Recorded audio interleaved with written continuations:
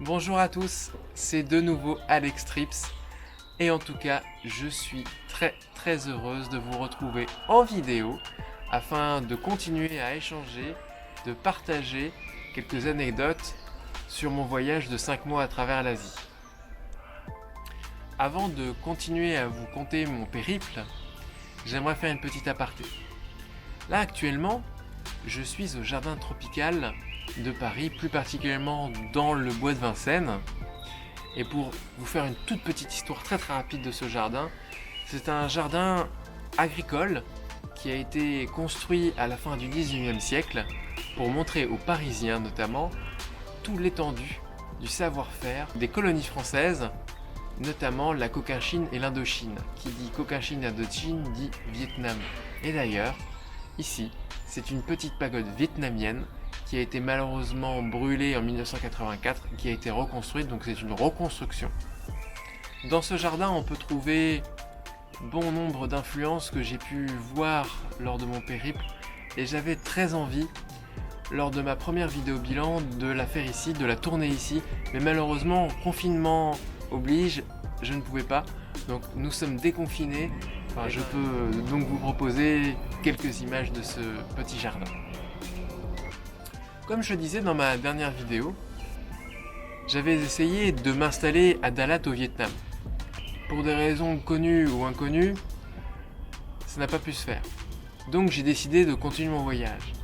Et mon voyage, je voulais le continuer sur une destination avec du soleil, avec des rizières, un nouveau trip moto, et j'ai choisi Bali. Mais alors Bali, mais quelle déception! Oui, Bali, j'étais déjà été quand j'étais petite, certes dans un club de vacances, j'avais pas pu voir grand chose, et j'avais vraiment envie d'explorer cette île. On dit que c'est l'île des dieux, une île magnifique. Oui, c'est vrai, les paysages sont vraiment magnifiques. Mais j'ai été choqué par les gens. Les gens à Bali,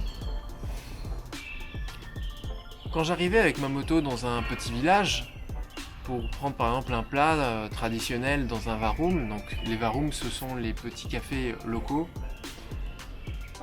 j'avais l'impression d'embêter les gens. Je ne sais pas pourquoi, pourtant je faisais de la même manière que en Thaïlande, au Vietnam, où on pouvait échanger énormément avec les gens, et là c'était tout le contraire, les gens étaient assez renfermés.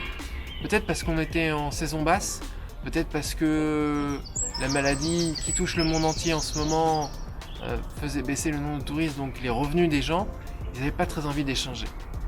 Ça m'a un petit peu frustré, donc dès que je suis arrivé à Bali, à Denpasar, à l'aéroport, mon opinion a très vite changé. J'avais même déjà, au bout de 2 heures à Bali, envie déjà de repartir pour une prochaine destination. C'était un petit peu compliqué, parce que j'avais l'impression de me faire arnaquer tout le temps. Bon, j'avais déjà loué une moto, qui coûte très cher, donc je me suis dit bon, c'était peut-être une première impression qui allait vite changer. Quand je suis arrivé à mon hôtel, dans la banlieue d'Denpasar, je me suis pas senti déjà très bien accueilli. J'avais l'impression d'être un numéro. Et ça, pendant mes 3 mois précédents, j'avais pas rencontré ça. Donc ça m'a vraiment choqué. En fait, j'ai redécouvert le tourisme de masse. Et le tourisme de masse, c'est pas du tout mon truc. J'ai donc passé quelques jours dans cet hôtel, fort sympathique, même si j'ai eu le droit dans ma salle de bain un rat grand comme ça.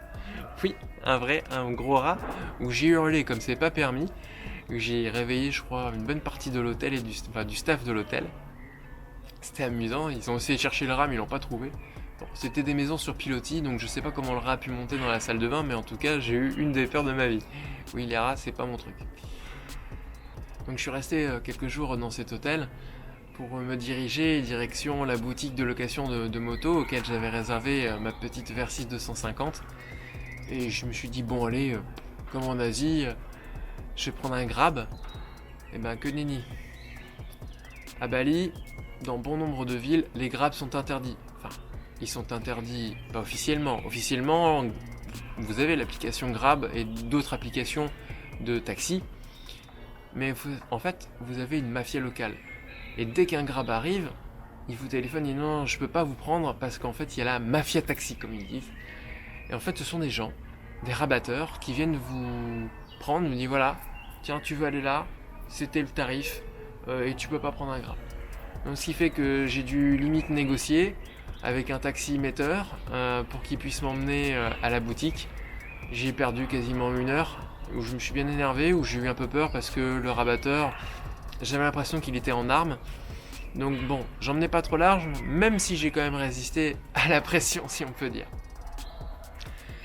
Quand j'ai pris ma moto, j'ai dit bon allez, je monte à Ubud. Donc Ubud, c'est une petite ville très très sympathique, avec beaucoup de temples. Je me suis dit, là c'est un bon endroit pour essayer de se ressourcer. Malheureusement il a plu. Je savais que c'était la saison des pluies, je pensais que j'allais avoir un petit peu de pluie sur 1 heure ou 2, non, il a plu sur des journées entières. Donc quand il pleut vraiment une vraie pluie tropicale, la moto, pas très conseillée. Donc je suis resté pas dans mon hôtel, j'ai pu faire quelques visites, notamment une petite forêt de singes très sympathique, la ville, que j'ai pas vraiment filmé parce que c'était sous la pluie, c'était pas très intéressant. Et quand j'ai pu reprendre la route, je suis monté à Ahmed, dans le nord de l'île, pour retrouver une amie, pour essayer de faire la plongée. J'ai pas pu faire malheureusement de plongée, j'ai fait quelques plages, quelques beaux panoramas, retrouver mon ami et discuter un petit peu. Et j'avais très envie par la suite d'aller sur une autre île, Lombok. Et il pleuvait tellement que... bah non. Voilà. Et les gens, comme je disais, étaient tellement spéciaux que j'arrivais pas à me sortir de cette première impression. Mais quand même, Bali, ce sont de super paysages. Bali, il y a énormément de rizières et les quelques centaines de kilomètres que j'ai pu faire avec ma moto, franchement, j'ai été époustouflé. Donc, juste pour les paysages, si vous restez sur l'île de Bali, prenez un seul et même hôtel, louez un scooter et revenez le soir. Et vous allez voir quand même de très belles choses, même si les gens... Après donc cette excursion balinaise, j'ai décidé, comme je vous l'ai dit, de partir sur Tokyo, au Japon. Le Japon, c'est un pays que j'affectionne énormément. Les gens qui me connaissent me disent « mais tu parles que du Japon ». Oui, le Japon, c'est un pays qui est vraiment dans mon cœur, que j'affectionne énormément. Et j'avais envie, après ces nombreuses fois où j'y étais allé, de le redécouvrir de manière totalement différente. À Tokyo, j'ai flâné pendant une dizaine de jours. J'étais dans un hôtel très sympathique que je payais par contre 50 € la nuit environ. Oui, l'hôtellerie au Japon est extrêmement chère. Donc je vous disais que je flânais en fait dans Tokyo. Pour moi, c'est une ville un peu coup de cœur. J'aime beaucoup son architecture complètement déstructurée et structurée à la fois. Cette tradition et cette modernité. J'avais un peu de shopping aussi à faire. J'ai changé de téléphone notamment. Enfin, j'avais envie de changer de téléphone. Je me suis fait plaisir dans la boutique Namiki. Donc j'ai flâné, j'ai aussi fait de belles rencontres avec des Japonais, revu des amis de passage à Tokyo, notamment Louis-san, que je salue, si tu regardes cette vidéo. Et ensuite, j'ai pris le Shinkansen et je suis allé dans le sud-sud du Japon, à Fukuoka. Malheureusement, j'étais malade, donc je suis un peu resté dans ma chambre, je sais pas pourquoi j'étais malade. Et j'ai eu coronavirus, j'en sais rien. Mais en tout cas, bon, j'ai un peu flâné aussi dans cette ville, j'ai pas vu grand chose parce que j'avais du travail à faire pour la France, donc je me suis exécuté, comme je disais. Et ensuite, j'avais très à cœur d'aller à Beppu. À Beppu, je me suis fait plaisir, j'ai pris un ryokan un peu moderne avec des onsen. Les onsen, j'avais jamais fait de onsen auparavant. Donc j'en ai vraiment profité, j'ai loué une voiture, pas une moto là-bas parce que les motos coûtent extrêmement cher. On était à plus de 150 € par jour pour une moto, alors qu'à la voiture j'étais environ à 70 € par jour. On est vraiment sur un budget complètement différent pour le Japon. La préfecture de Oita est vraiment magnifique. Il y a de très beaux onsen, je pense notamment aux sources chaudes de l'enfer qui sont vraiment magnifiques, certes très touristiques, mais vraiment magnifiques, de très très belles couleurs, une eau turquoise. Vraiment un très bon souvenir. Ensuite j'ai repris le train, je suis allé à Matsumoto. Vraiment une ville merveilleuse, très très belle. Le château était malheureusement fermé pour cause sanitaire. Mais la ville m'a vraiment enchanté et je suis revenu tout doucement vers Tokyo. Avec une étape à Okayama pour aller sur l'île de Kyushu. où j'ai fait un road trip merveilleux, mais malheureusement, en toute honnêteté, j'avais déjà la tête ailleurs, oui. Parce que la situation en France commençait à être un petit peu compliquée, je devais rentrer normalement début avril en France pour des raisons personnelles, pour après ensuite repartir. Et je me disais, tout le monde me disait, il vaut mieux que tu rentres, c'est un peu compliqué, est-ce qu'il va y avoir des vols ensuite s'il y a confinement? Donc déjà, j'avais du mal à me projeter et j'avais pas très envie de filmer. C'est pour ça qu'il y a peu d'images en réalité sur la deuxième île que j'ai visitée. Mais pourtant, j'ai vu de très très belles choses. J'ai vu notamment les Naruto, les tourbillons. J'ai vu de très belles forêts, de très beaux ponts. D'ailleurs, les ponts, quand vous les traversez au Japon avec l'autoroute, 35€. C'est très très cher les autoroutes au Japon. Donc si vous pouvez, quand vous louez une voiture, ne prenez pas l'autoroute. Prenez les routes secondaires, c'est gratuit. Surtout quand vous avez un petit budget. En tout cas là, je prenais des hôtels qui étaient beaucoup moins chers. J'étais à 20€, 25€ la nuit. Mais je pense que le prix que j'ai payé au Japon pour les nuitées était dû à la condition sanitaire, parce qu'il n'y avait pas de touristes ou très peu de touristes. Donc les hôteliers avaient besoin de remplir leurs chambres, donc ils baissaient drastiquement leur prix. Donc après cette belle boucle, j'avais envie de revenir sur Kyoto, de redécouvrir Kyoto. Mais là, malheureusement, quand je suis arrivé à Kyoto, j'ai dû prendre mon billet retour pour Paris. Et je vous avoue que j'avais pas du tout le peps pour faire une vidéo sur Kyoto. Je me suis promené, je suis retourné voir notamment le Hanara, le Todaiji, un temple pour moi qui est une destination très particulière. Je sais pas pourquoi d'ailleurs, mais à chaque fois que j'y vais, c'est un moment magique pour moi où à chaque fois je reviens avec beaucoup de positivité. Et le lendemain de cette visite au Todaiji, j'ai pris l'avion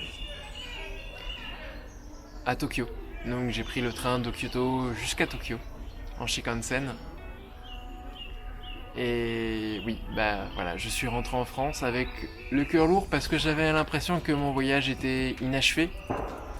Certes de 15 jours, mais j'avais une sensation d'inachevé et j'avais très très envie de partir. Quand je suis arrivé à Paris, j'ai été choqué de la situation, aucune prise de température, personne pour surveiller les gens. Les gens étaient laissés vraiment à l'abandon. Je me suis senti vraiment en insécurité alors qu'au Japon, je me sentais sécurité même si tout le monde ne portait pas le masque. Quand je suis arrivé à Paris, je me suis auto-confiné pendant 15 jours, donc je suis pas sorti. Et après ces 15 jours, j'ai pu effectivement sortir dans la limite de ce qui était autorisé pour essayer de m'aérer, mais j'étais, je vous avoue, encore dans mon voyage. Et j'étais vraiment ce qu'on appelle dans le lose, le spleen du voyage, puisqu'on retourne en fait à un quotidien qu'on a oublié. Et même encore aujourd'hui, j'y suis. Et j'attends qu'une chose, c'est pouvoir repartir. Donc j'espère en tout cas que ces petites anecdotes vous ont plu. Et j'aimerais maintenant partager, et je vais me déplacer dans le jardin pour vous parler de la notion financière pure et dure de ce voyage. Donc maintenant il est temps de faire un bilan vraiment financier. Il faut savoir que ce voyage de 5 mois à travers l'Asie m'a coûté un peu plus de 10 000 €. J'ai pris mes petites notes parce que je ne connais pas tous les montants par cœur. Mais à l'intérieur de ces 10 000 €, il y a beaucoup de budget pour 2 postes, que sont l'aviation et les locations de motos. L'aviation, j'en ai eu pour donc 2 715 €. Pourquoi 2 715 €? Faut compter le billet retour Tokyo-Paris qui a coûté à lui seul 2 200 €. Comme j'étais assuré via Shopka Assurance, j'ai réussi à avoir un remboursement qui m'a fait baisser le prix de ce billet d'avion à 1 500 €. Donc le reste des billets d'avion, vous voyez, c'est pas forcément extrêmement cher, sachant que le billet aller sans date de retour pour aller à Hanoï en octobre 2019 se montait à 445 €. L'hébergement, j'en ai eu pour quasiment la moitié du budget, mais il faut prendre en compte que je suis resté 3 semaines au Japon. Il faut prendre en compte dans ce budget-là également James. James, comme je disais dans ma première vidéo, je l'ai acheté 350 $, qui fait dans les environs de 300 €, revendu pour 280 €, tout frais compris à peu près, plus l'essence, etc. Elle m'a coûté dans les 120-130 €. Par contre, que ce soit en Thaïlande, au Cambodge ou en Indonésie, les locations de moto m'ont coûté environ entre 600 à 800 € à chaque fois. 600 € c'était l'Indonésie, 800 € c'était la Thaïlande. Mais il faut savoir qu'à chaque fois, je prenais toujours une assurance pour éviter de laisser mon passeport à l'agence de location.